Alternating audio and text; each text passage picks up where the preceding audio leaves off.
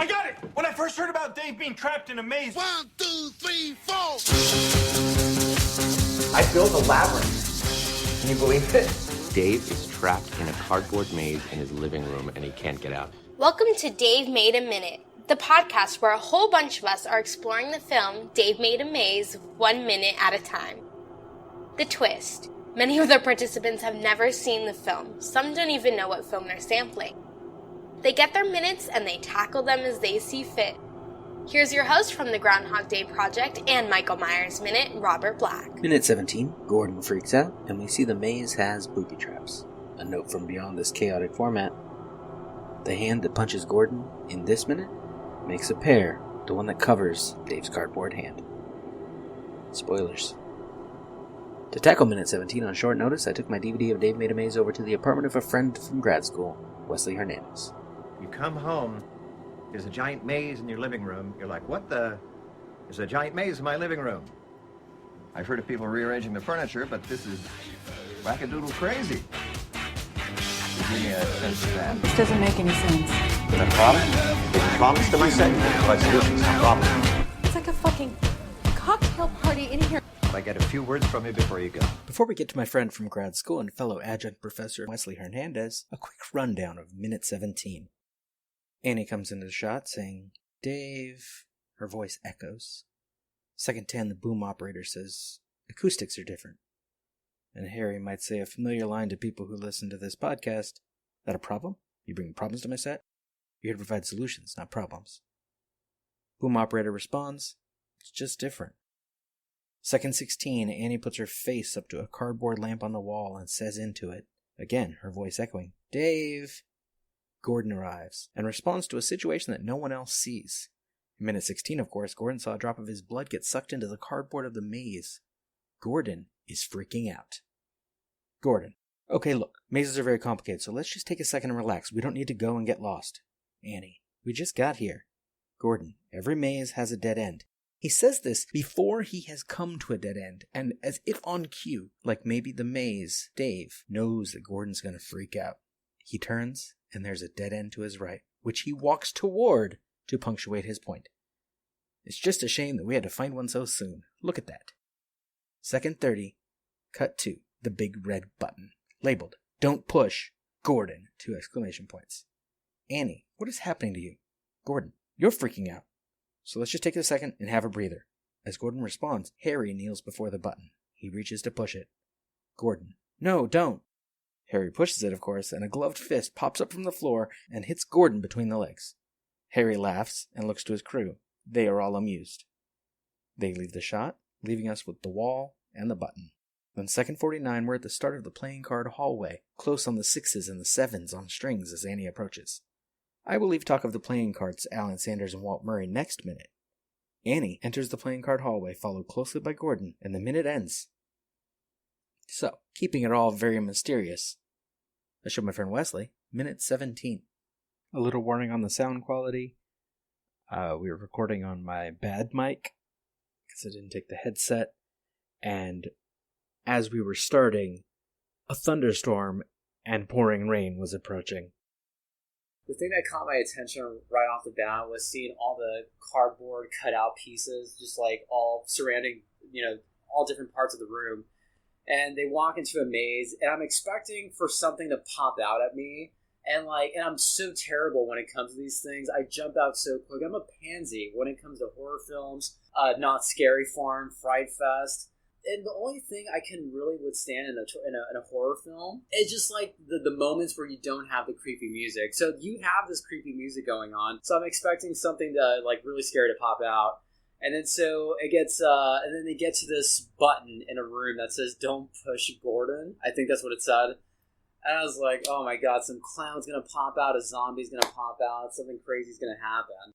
I saw a coffee commercial on YouTube, and there's this little crazy zombie lady that pops out at the end. And thinking you're actually watching a coffee commercial. Do you know what I'm talking about? That's exactly what I'm thinking about.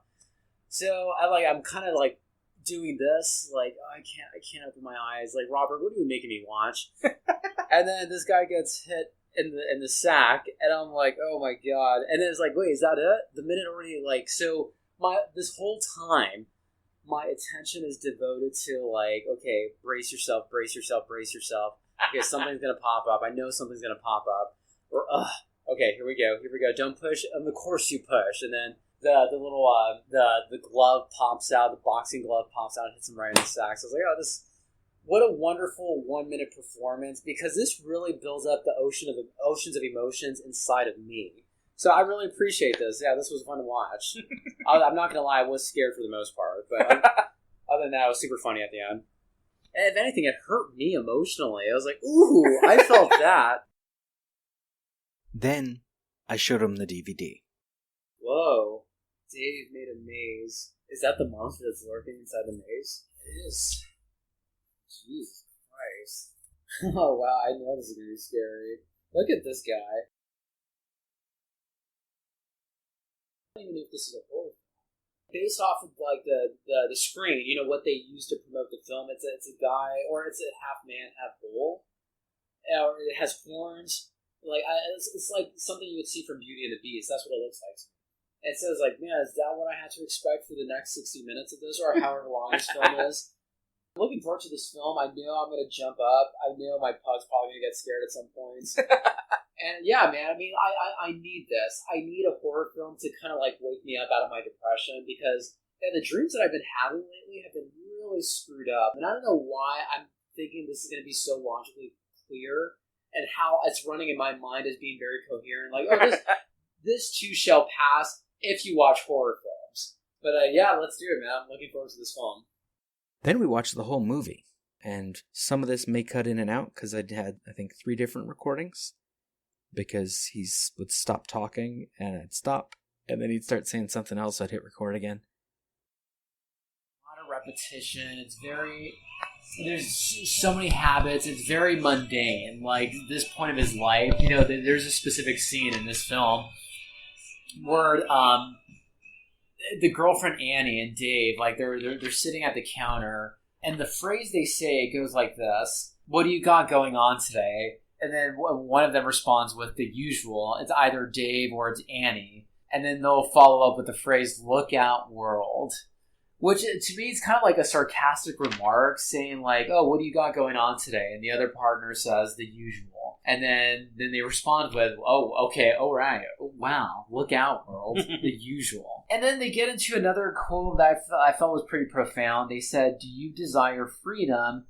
Do you feel trapped?" So to me, that was like the whole thesis of this entire thing. It's answering that question, and that's your own personal thesis. Like, yes, I do desire freedom, and yes, I do feel trapped. Like, that's the thesis of my life. That's the thesis of this 2018 year that I was subjected to, all this torture. That's how I would summarize this. That's how I would broadly summarize all of this. Do you desire freedom? Do you feel trapped? And my answer to that would be yes. I do desire freedom. Because currently, yeah, it feels like I'm doing this to myself. I'm creating my own obstacles. And that's what this is a metaphor about. This is a metaphor about cleaning up the trash that you have built up inside of you. Cleaning up the trash. You know, and by the way, like all those, you know, that support system that he had, you know, the camera crew, the girlfriend Annie, I forget the name of the guy wearing the cardigan, the guy with the glasses. Gordon, yeah. You know, all those guys that's his support system. And at the end, they help him get rid of all this internalized depression that he's creating for himself. And then at the end, like, they're cleaning up the trash. And to me, that's a metaphor about, like, okay, we're, you know, you're not going to go through this alone. We're here with you. And you can call on us at any time.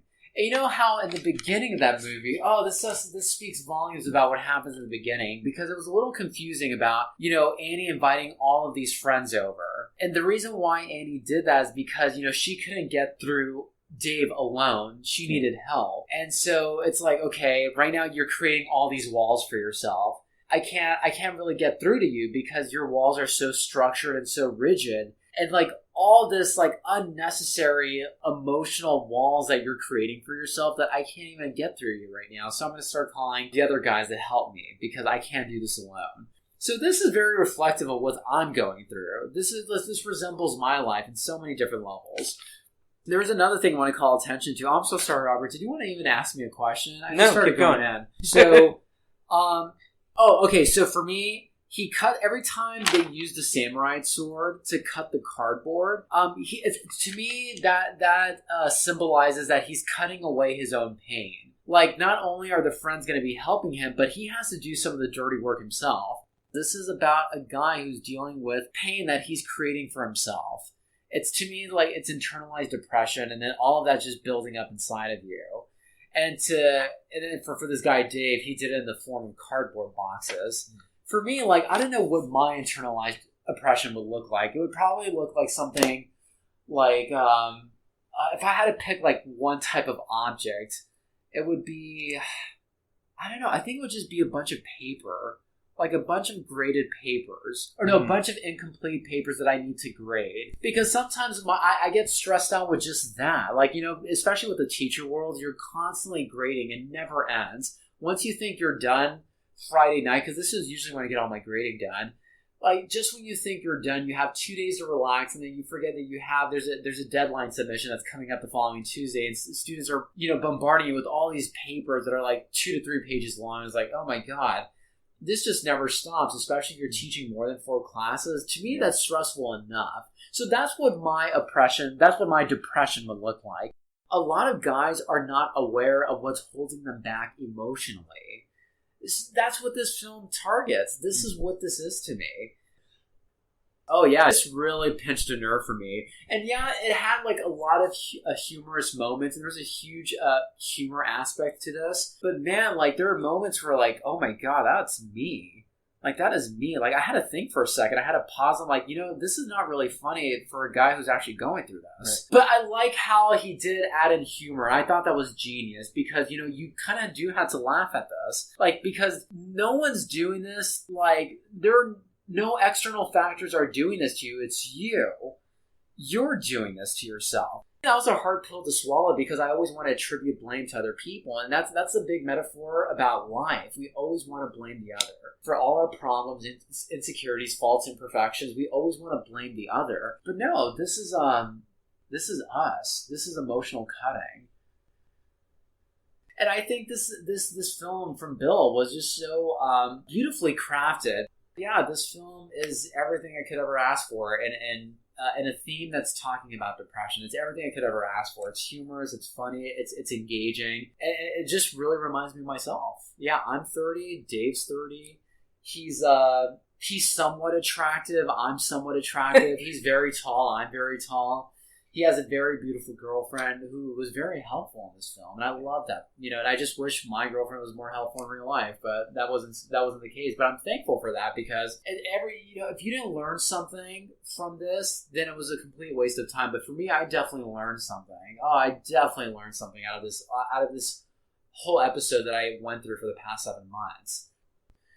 The sooner we realize how broken we are, the less corrupt our world will be. I think that's my thesis. Like I think that's what I'm trying to take away from this whole entire thing. Here's another thing I share with my students. When a student is bombarded with classes, papers, exams, the exhaustion makes you ineffective. Same thing with Dave. When you're bombarded with so many of life's problems, your relationship with your partner will be ineffective. Mental health policy and funding is lacking in this country. Thanks for showing me this, Robert. Yeah, this definitely hit home for me. And then I could probably disarm all the traps, and then we could finish this maze. Who is with me? That was mostly my friend Wesley Hernandez taking on minute 17 of Dave Made a Maze. Next time on Dave Made a Minute, we've got Alan Sanders and Walt Murray of The Wilder Ride taking on minute 18.